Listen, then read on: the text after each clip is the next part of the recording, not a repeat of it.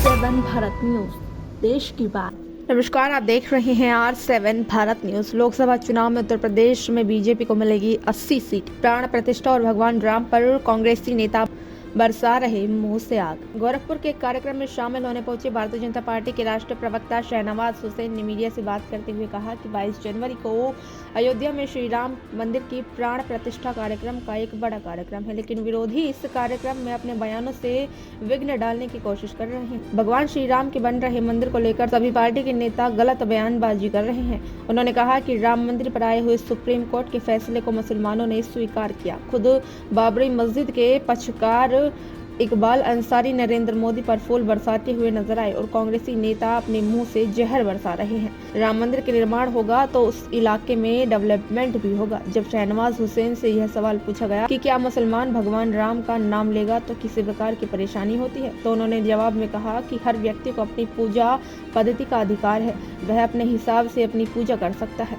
Bharatiya Janata party ने कभी भी किसी भी मुसलमान से यह नहीं कहा जोर से जय श्री राम बोलो। हाँ, भारत माता की जय जोर से बोलने के लिए भाजपा जरूर कहती है, लेकिन किसी से कोई जबरदस्ती कुछ नहीं बुलवा सकता। सवाल के जवाब पर उन्होंने कहा कि इंडिया गठबंधन बिखरने वाली है। इस गठबंधन के तमाम नेता अलग अलग बयान दे रहे हैं। खुद ममता बनर्जी कहती हैं हम कांग्रेस को 2 सीट देंगे और हो सकता है कि देश की जनता ही कांग्रेस को सिर्फ 2 सीट दे। 1984 में बीजेपी को 2 सीट लोकसभा से मिली थी तो कांग्रेस ने मजाक उड़ाया था। अब जब कांग्रेस को 2 सीट मिलेंगी तो हम भी कहेंगे कि वह दिन याद कीजिए। इस सवाल के जवाब में उन्होंने कहा कि 80 में 80 सीट बीजेपी को मिलेगी। विपक्ष का खाता भी नहीं खुलेगा। बसपा को उत्तर प्रदेश में विधानसभा में एक वही, बिहार में लालू यादव की पार्टी का खाता नहीं खुला। इस तरीके से उत्तर प्रदेश में अब अखिलेश यादव को सिर्फ 1 सीट मिल जाए वही बड़ी बात है। Bureau report R7 Bharat news. चलो साहब, आज गोरखपुर आए। मेरा सवाल आपसे ये है कि 22 तारीख को प्राण प्रतिष्ठा हो रही है श्री राम जन्मभूमि पे, जो मंदिर निर्माण हो रहा है, लेकिन उसको लेके तमाम तरह के बेतुके बयान भी आ रहे हैं। जैसे एनसीपी नेता का भी आपने जितेंद्र जी का बयान सुना होगा कि मांसाहारी थे भगवान राम। क्यों इस तरह की छवि बिगाड़ने के चक्कर में लगे हुए हैं लोग?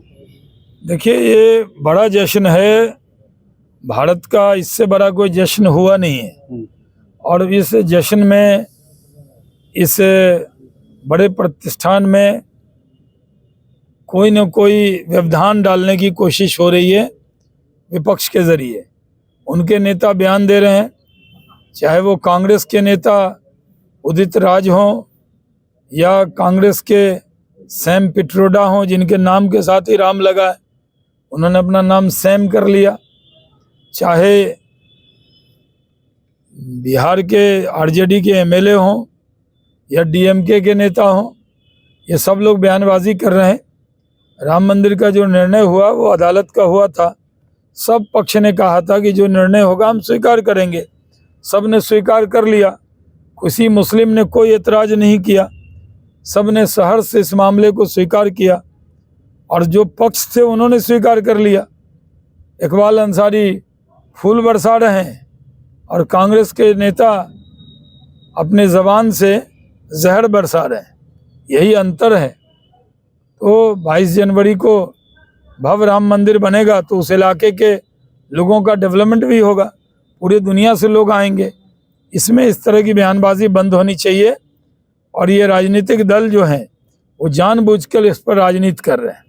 इंद्रेश जी, आरएसएस के इंद्रेश जी ने कहा है कि प्राण प्रतिष्ठा के पहले मुस्लिम मस्जिदों में भगवान राम का नाम का जाप करें 11-11 बार। तो आप मानते हैं कि क्या मुसलमान अगर भगवान राम का नाम मैंने उनका बयान सुना नहीं है। अच्छा, क्या अगर मुसलमान भगवान राम का नाम लेता है तो उसके लिए कोई दिक्कत होती है क्या? नहीं, हर आदमी को अपनी पूजा पद्धति के हिसाब से जीने का अधिकार है और वो अपने पूजा पद्धति पर चले। कहीं से भारतीय जनता पार्टी के किसी नेता ने कभी नहीं कहा है किसी को कि जोर से जय श्री राम बोलो। वो अपने देश भारत माता की जय जरूर जोर से बोले और जिसकी जैसी आस्था है वैसी उसको बोलने का अपना हक है। किसी से जबरदस्ती बुलवाने के लिए कोई नहीं कह सकता। इंडिया गठबंधन को किस नजर देख रहा है? आगामी लोकसभा 2024 में क्या रिस्पांस रहेगा, क्या लगता है आपको? इंडिया अलायंस तो बिखरने वाला है। अभी तक केजरीवाल साहब कह रहे हैं एक थी कांग्रेस, उनके भगवत मान कह रहे हैं, और कांग्रेस वाले कह रहे हैं एक था जोकर। फिर लालू जी का बयान अलग है, नीतीश कुमार जी का बयान अलग है। ममता जी कह रही कांग्रेस को 2 ही सीट देंगे। ऐसे देश की जनता भी कांग्रेस को 2 ही सीट पे रोक सकती है। बीजेपी का जैसे 84 में 2 सीट मिला था तो कांग्रेस हमारा मजाक उड़ाती थी। वो दिन भी आएगा कि कांग्रेस को 2 सीट आएगी और हम उनको कहेंगे कि हमारा दिन याद कीजिए। अगर योगी जी के नेतृत्व में उत्तर प्रदेश में तमाम विकास के कार्य, क्या लग रहा है कि 80 सीट में कितनी सीट का आप आकलन कर रहे हैं? यूपी में इस बार 80 की 80 है। इस बार विपक्ष का खाता भी नहीं खुलने वाला है। जैसे बहन जी को विधानसभा के चुनाव में 1 सीट आई थी और अखिलेश यादव जी के जो रिश्तेदार हैं लालू जी, उनको बिहार में 0 सीट आई। अगर लालू जी जैसा पराक्रमी नेता 0 पे आउट हो सकता है तो अखिलेश जी भी तो 1 पे आउट हो सकते हैं।